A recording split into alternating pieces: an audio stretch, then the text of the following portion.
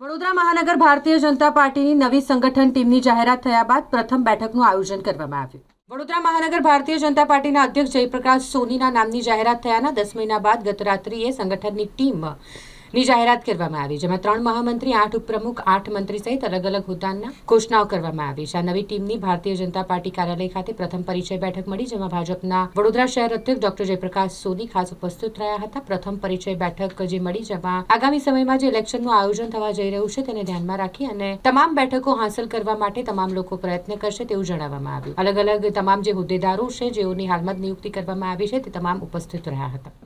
ભારતીય જનતા પાર્ટીમાં પ્રમુખ બન્યા પછી નવી ટીમ બનવી એ પરંપરા રહી છે।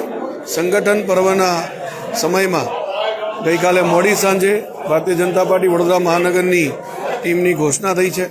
આજે આની પ્રથમ પરિચય બેઠક હતી। સૌ એકબીજાને ઓળખે અને આગામી સમયમાં ખભે ખભા મિલાવીને ટીમથી કામ કરે એ માટેનું માર્ગદર્શન આપ્યું છે। ભારતીય જનતા પાર્ટીનો હંમેશા એવું રહ્યું છે કે કાર્યકર્તા એ સંગઠનને મજબૂત કરવા માટે હંમેશા પ્રેરણાથી કામ કરતો રહ્યો છે। એ જ અનુસાર આજે કાર્યકર્તાઓ પણ ખૂબ ઉત્સાહથી ભારતીય જનતા પાર્ટી વડોદરા મહાનગર નવી ઊંચાઈ લઈ જવા માટે, સંગઠનને મજબૂત કરવા માટે કાર્ય કરશે એવી અપેક્ષા છે। સૌ કાર્યકર્તાઓને ખૂબ ખૂબ અભિનંદન અને શુભકામનાઓ। હમણાં તો ગઈકાલે સાંજે ટીમની જાહેરાત થઈ છે। આગામી સમયમાં ટીમ સાથે ચર્ચા કરીને ઇલેક્શન, હંમેશા ભારતીય જનતા પાર્ટી તો ઇલેક્શન મોડમાં જ હોય છે। અમે સતત પ્રજા વચ્ચે રહીએ છીએ, નાગરિકો વચ્ચે રહીએ છીએ અને સતત લોકોના કામ કરતા રહીએ છીએ। કાર્યક્રમો પણ સતત આવતા રહેતા હોય છે। કાર્યક્રમો પણ મજબૂતાઈથી કરતા હોય છે। એટલે ઇલેક્શન એ મારા માટે નવું વિષય નથી। ઇલેક્શન પર્વ તરીકે લઈએ છીએ અને ઇલેક્શન બહુ સારી રીતે ભારતીય જનતા પાર્ટીની અપેક્ષા પ્રમાણે થશે અને ભવ્ય વિજય મહાનગરપાલિકામાં પણ અમે હાંસલ કરીશું। બિલકુલ, પહેલેથી મૂળ કામ કરવું અને કામ કરતાં કરતાં આગળ વધવું। વિવિધ સંસ્થાઓ પણ પારિવારિક સંસ્થાઓમાં જવાબદારી બદલાતી હોય છે। એ બદલાતી જવાબદારીના ભાગરૂપે ભારતીય જનતા પાર્ટી ગુજરાત પ્રાંત સંગઠન મહામંત્રી શ્રી રત્નાકરજી, ગુજરાત પ્રાંત પ્રમુખ શ્રી જગદીશજી અને વડોદરા શહેર અધ્યક્ષ ડૉક્ટર સાહેબ દ્વારા આ એક નવીન જવાબદારી આપી છે। તે જવાબદારી શહેર સંગઠન સાથે સંકલન કરીને સંપૂર્ણપણે નિભાવવા માટે પ્રયત્ન કરીશું। બિલકુલ, અને સૌથી મહત્ત્વનો ને આખા મહાનગરમાં ધ્યાન આવે એવો એ વિષય આપે જે કીધો છે કે વોર્ડ એકમાં પણ હું 14 મહિના પ્રમુખ તરીકે કામ કરી ચૂક્યો હતો અને ત્યારે સંકલ્પ લીધેલો છે કે આગામી સમયનું ટાર્ગેટ એટલે વોર્ડ 1માં 4 સીટ જીતીને ભારતીય જનતા પાર્ટીનો જય જયકાર થાય। હું 2010થી યુવા મોરચામાં કામગીરી કરતો હતો, ત્યારે શહેર કારોબારી સભ્ય હતો। 2013માં મને શિક્ષણ સેલના કન્વીનર યુવા મોરચામાં જવાબદારી આપવાની વડોદરા શહેરમાં। ત્યારબાદ 2017માં મને શહેર યુવા મોરચાનો કોષાધ્યક્ષ બનાવવામાં આવ્યો હતો અને ગત ટર્મમાં હું શહેરનો મહામંત્રી રહી ચૂક્યો છું અનુસૂચિત જાતિ મોરચામાં।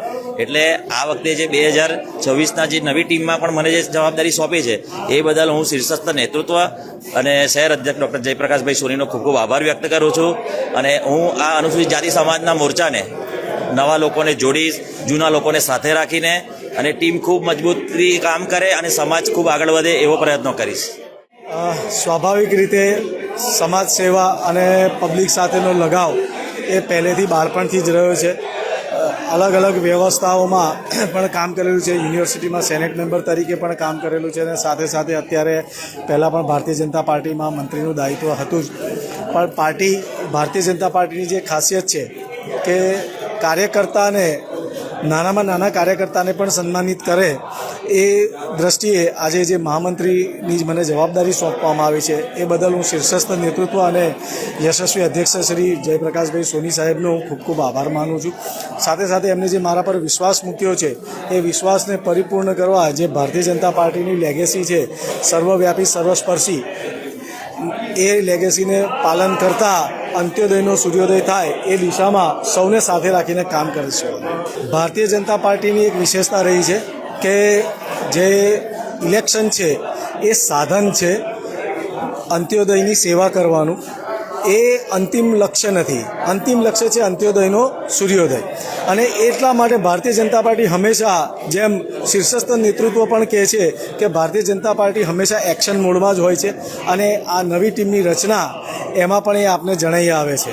ભારતીય જનતા પાર્ટી ને જ્યાં સુધી ઇલેક્શન લક્ષી જે વાત છે તો પાર્ટીનો કાર્યકર્તા કોરોના હોય, પૂર હોય કે કોઈ પણ વિષમ પરિસ્થિતિ હોય, પ્રજાની વચ્ચે અડીખમ ઊભો છે અને રાજ્ય સરકાર હોય, કેન્દ્ર સરકાર હોય, કોર્પોરેશન હોય, એના દ્વારા જે પ્રકારે સમાજની સુખાકારી માટે વિકાસની રાહ પર જે પ્રકારે કામ કરવામાં આવ્યું છે, જનતા હંમેશા ભારતીય જનતા પાર્ટીની પડખે રહી છે, રહેશે, એનો અમને પૂર્ણ વિશ્વાસ છે. પાર્ટીના શીર્ષ નેતૃત્વનો ખૂબ ખૂબ આભાર માનું છું. જે જવાબદારી આપી છે મારો મહિલા મોરચો સમગ્ર મહિલાઓ ભેગા થઈ અને ખૂબ સારી રીતે વડોદરા શહેરની કામગીરી કરીશું એવી આશા છે.